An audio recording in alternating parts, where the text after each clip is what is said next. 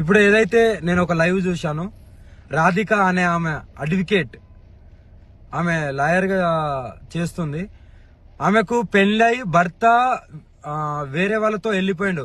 ఆ డిప్రెషన్ లో ఉండి, ఓకేనా, ఆ డిప్రెషన్ నుండి నాకు ఫోన్ చేసి, అమ్మా నాకు ఇలా జరిగింది, నన్ను కొద్దిగా కాపాడండి, నాకు కొద్దిగా తోడుండండి, కొద్దిగా నా భవిష్యత్తుని కాపాడండి అని నన్ను అప్రోచ్ అయితే నేను ఆమెకు ఫోన్లలో మాట్లాడడం జరిగింది.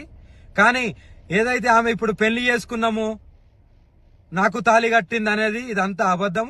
నేను ఒకటో తారీఖు మధ్యప్రదేశ్ లో ఉన్నాను. మధ్యప్రదేశ్ లో నా కారు చెడిపోతే నేను అక్కడ మధ్యప్రదేశ్ లో ఉన్నాను. కానీ ఏదైతే తాళి కట్టిందని అంటుందో అవి ప్రూఫ్స్ కావాలి నాకు. ఏదో పసుపు గమ్మో పసుపు తాడో చూపిస్తే కాదు, ప్రూఫ్స్ అనేటివి కావాలి. అది కంపల్సరీ చూపియాలి కూడా.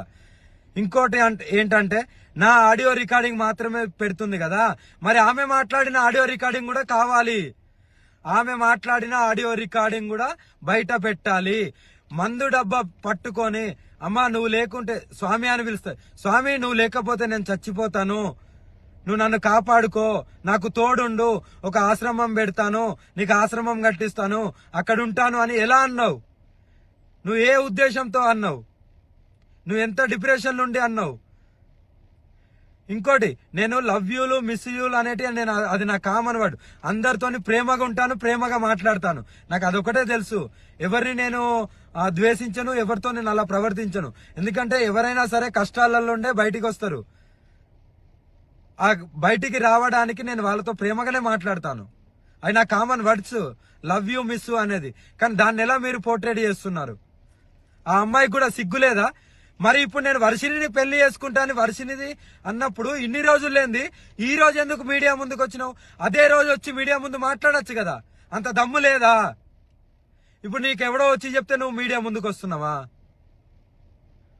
ఎవడో వచ్చి, నువ్వు లాయరే కదా, అదే రోజు నువ్వు కోర్టులో, అదే నువ్వు చేసే కోర్టులోనే నువ్వు పిటిషన్ వేసుకోవచ్చు కదా.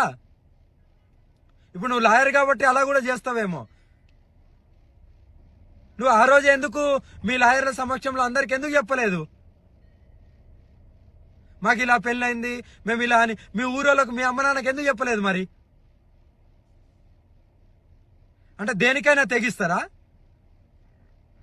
నీ మొగుడు పోయిన డిప్రెషన్ లో, నీ మొగుడు వెళ్ళిపోయిన డిప్రెషన్ లోకి వెళ్ళి బయటికి రావలేదా అని ఫోన్ చేసిన దానివి ఇప్పుడు నా మీద నిందలేసి అంత పెద్దదానివి అయిపోయినావా? నీ ఆడియోలు కూడా బయటికి రావాలి. పెళ్లి చేసుకోమని అడిగింది నువ్వు, పెళ్లి చేసుకుంటానని అడిగింది నువ్వు, పెళ్లి చేసుకోకుండా మందు దాగి చనిపోతా అన్నది నువ్వు. నీ ఆడియోలు బయటికి తీ.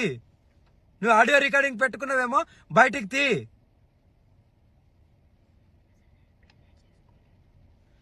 నేను పెళ్లి చేసుకునే దాన్ని అయితే అందరికి చెప్పుకుంటారు కదా, నువ్వు నాతో వస్తావు కదా. మరి నీ దగ్గరికి ఎప్పుడైనా వచ్చానా? నిన్ను కలిశానా?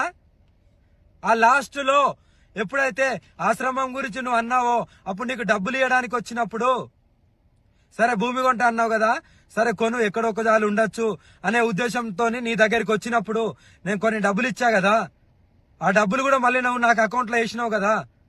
ఈ అకౌంట్ కూడా తీసి చూపెట్టు, నేను ఇంతేషా అంతేషా అని చూపెట్టు. మరి అవి కూడా అకౌంట్లో అవి ఎవరిచ్చిళ్ళు ఏంటనేది నీకు తెలియాలి, ప్రజలందరికీ తెలియాలి.